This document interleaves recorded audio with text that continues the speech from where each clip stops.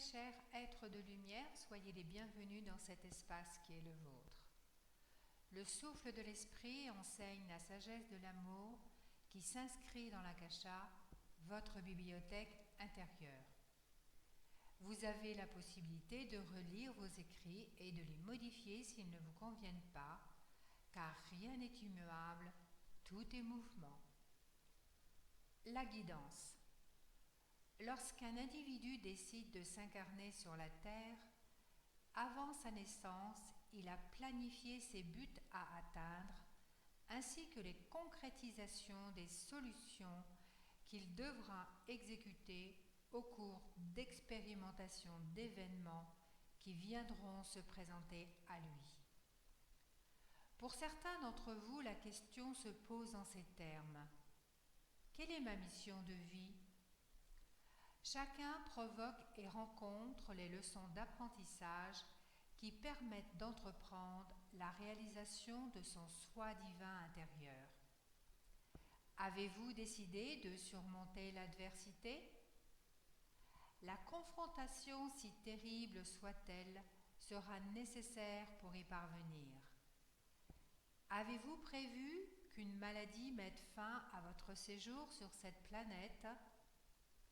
Vous serez capable d'amener l'équilibre, l'harmonie et la sérénité et de quitter ce monde dans un état de parfaite plénitude si vous posez une continuelle intention dans votre cœur d'amour sacré, infini, qui rayonne et qui est votre constitution. Votre être intérieur possède la teneur de vos contrats de vie. Fiez-vous à sa sagesse, communiquez avec lui et écoutez la petite voix qui en émane. Ces subtils conseils sont votre intuition qui vous guide tout au long des expérimentations de connaissance de votre composition actuelle. Demandez le meilleur dont vous avez besoin dans l'instant présent. En respectant ces informations, vous honorez le plan dressé que vous avez établi en collaboration avec votre être divin qui vous aide dans l'exécution de son devenir.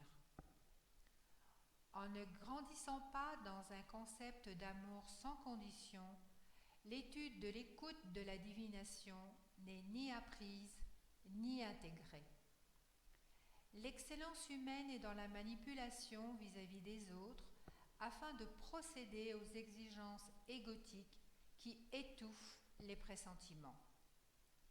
Cela engendre les difficultés de distinction entre les voix de la personnalité et les messages du cœur « Je suis ».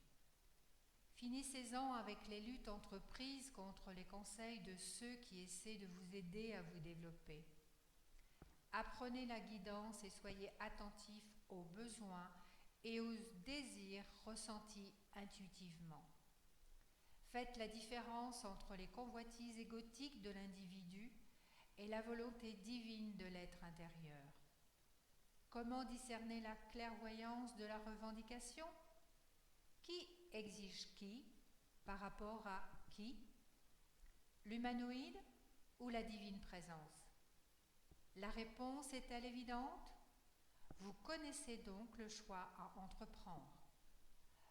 Parole reçue de l'Akasha par Marie-Pierre Aubert.